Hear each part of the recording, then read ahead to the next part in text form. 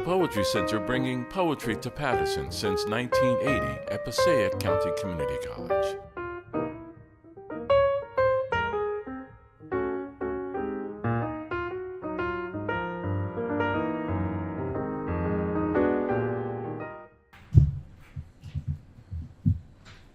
I'm going to be way too tall for this. I'll lean over. Can you hear me? Yes? Okay. It is my absolute pleasure to be back in New Jersey.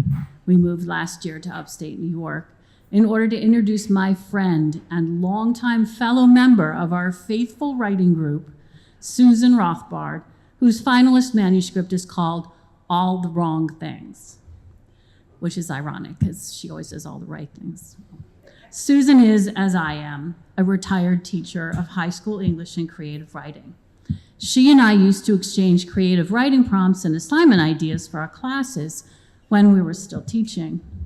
We had a low-key, sort of mutually supportive competition going to see whose students could win more white writing prizes or get more of their work published. She usually won. Susan's poetry has appeared in the Cortland Review, Dogwood, Lips, the Literary Review, Nasty Women's Poets Anthology, the National Poetry Review, Paterson Literary Review, Poet Lore, and Southern Poetry Review, among many others. Her first book, Birds of New Jersey, won the 2020 Dogfish Head Poetry Prize and was published by Broadkill River Press. Her work has also been featured in Ted Kuzer's American Life and Poetry and on Verse Daily.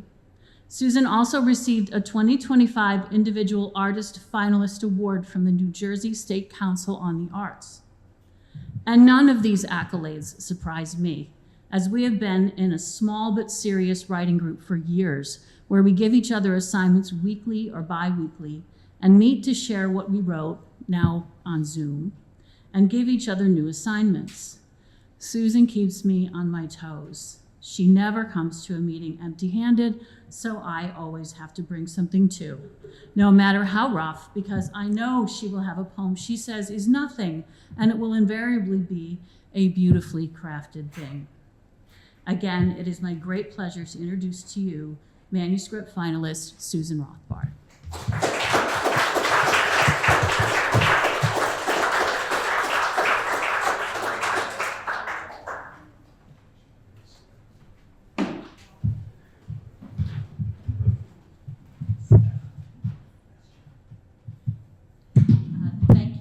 Susan, pull that down. Yeah, thanks. How's that? Good? Okay. Thank you, Svea, for that wonderful introduction and for traveling all this distance to give it. And I want to thank all of the members of the board of the foundation for selecting the manuscript when it was nascent, just the first 10 pages, and to Jan Beatty for choosing it as a finalist. Thank you, Suzanne and Colleen, for your reading. I just love listening to your poems. And I want to thank Barry in particular for honoring your mother in this so very special way.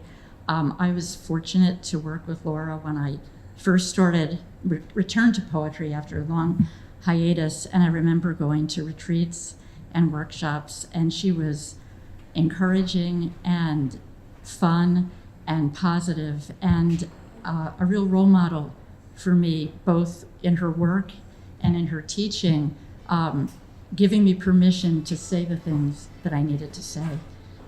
So I thank you for honoring her. And I also have to tell you that when I first met her, I felt connected because I also have a son named Barry.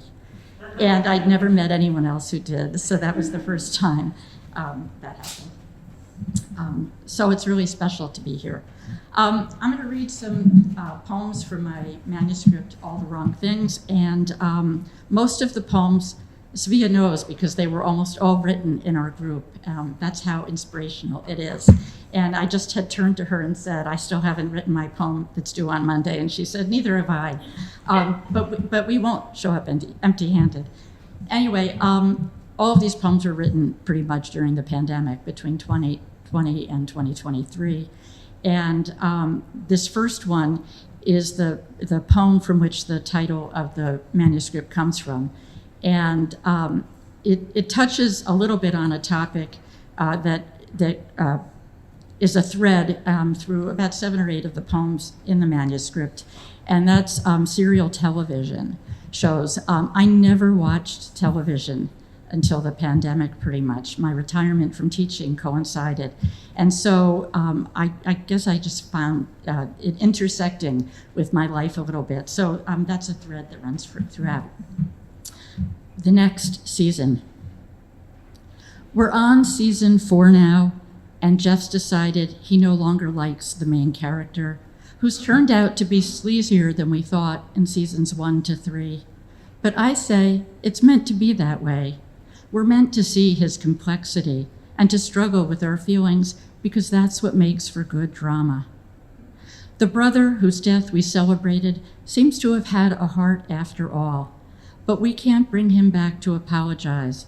And isn't that just like life, I say? Because I've been thinking about death again and wondering who'd regret the way they treated me, which I know is absurd since I won't be around to find out. But all I can say is, it's not easy being me, always looking in the rearview mirror as if I can make the car behind me slow down. Before she died, my mother said, I worried about all the wrong things, and above all else, I want to bring her back so I can tell her how wise she was, which I never did when she was alive. I thought of that yesterday when my daughter called and told me she was taking my advice about the bathroom she's renovating. Though she didn't say it that way, she said, I'm doing what you wanted. And I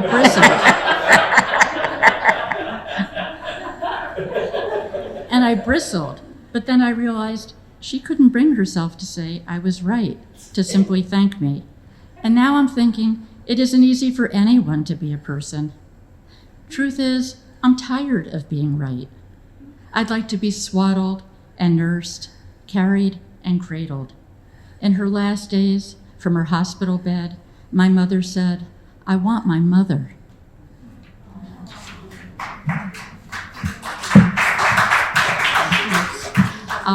You think I'd be done writing about my parents after all these years, but I can't seem to get away from them.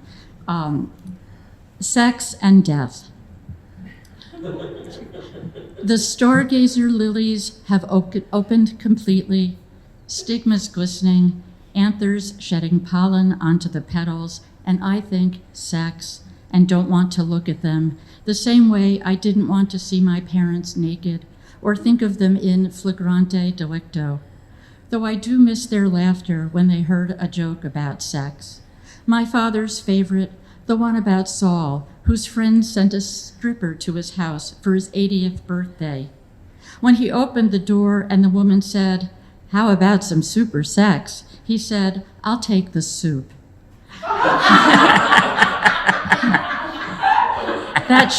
That sheepish grin on my father's wrinkled face made me imagine him in love with my mother. Listen, the lilies started to die even before I cut the stems and arranged them in a vase, and already the smell is cloying, funereal. Still, if I don't get too close, they're beautiful.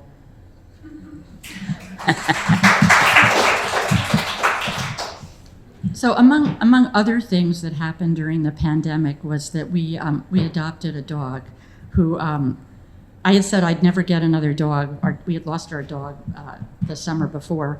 And then about 2 weeks into the quarantine, I looked at my husband and said, we have to get a dog because we're going to throttle each other if we don't. Anyway, so this has to do with our puppy. Well, she wasn't a puppy when we got her. Separation anxiety.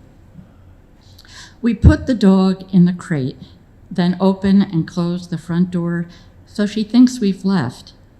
Then we tiptoe downstairs to the basement where we watch Mad Men for an hour. We're up to season 4 and everyone is still chain smoking and cheating on their spouses. We put her in the crate and set up a monitor so we can watch her wherever we are, which, right now, is the basement. Mostly she sleeps, though now and then she lifts her head and looks around. What is time? These days spread in front of us like spilled water. There are 7 seasons of Mad Men, with a total of 92 episodes. We're halfway through and can't fathom a finale. She's in the crate, so she'll be safe. This dog whose history we won't ever know, but which we invent. Someone got sick, or lost all their money and couldn't stand looking at her hungry face, or she ran away and somewhere in Oklahoma, another mother invents a story for her. We put the dog in the crate, even though we'd rather have her in our arms. We're training her to do without, though surely she already knows about loss. We put her in the crate because we're trying to do what's right, even if it feels wrong. We're getting better at pretending. When we open and close the door to signal our return, we climb the stairs slowly, as if we're in no rush. We're actors, making light of absence, our voices giving away nothing. If you were watching, you'd believe we had somewhere to go.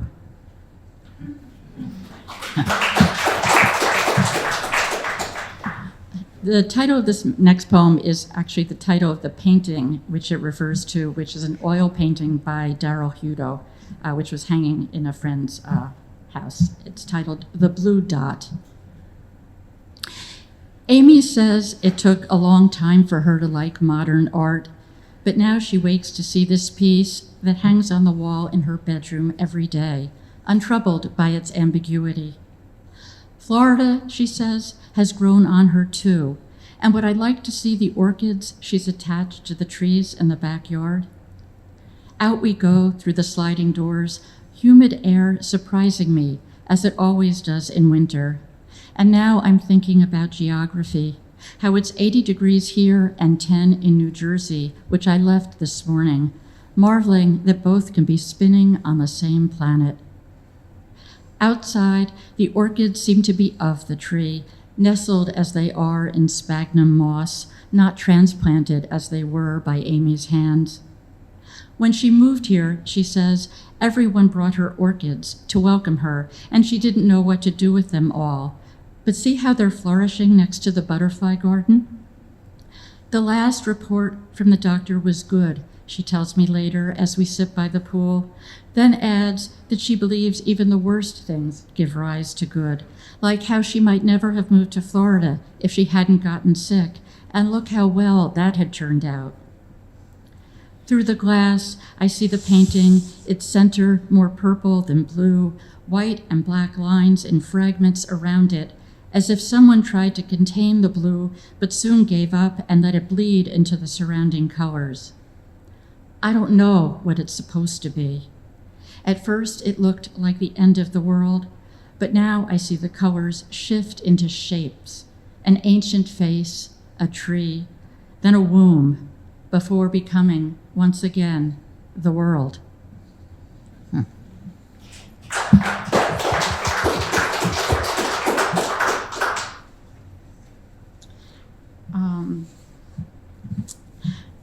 This poem has an epigraph from Barbara Kingsolver's novel, Demon Copperhead, which some of you may have read. A thing grows teeth once it's put into words. Teeth. I've been thinking about loose ends these days, which ones I might regret leaving for my kids to tie up by themselves, which will disappear into the ether, and if I can tell the difference. There are the stacks of single subject spiral notebooks stored in chronological order in plastic bins in the basement, suggestive of a desire for audience, though more than once I've almost carried them to the curb. I've spent so many years worrying about words. Just this morning, I wrote to a friend to say, I hate all the characters in The White Lotus, then backspaced and wrote, really dislike, as if to leave room for her to still love me. And isn't that all I want from words? What worries me most about my kids reading those journals is not that they'd be shocked that I cheated on their father, because even if I had, I'd never have written it down. But that picture in their minds would be better than the one I fear I've left, along with the photos they'll have. A woman with a crooked smile, hiding teeth too big for her mouth. I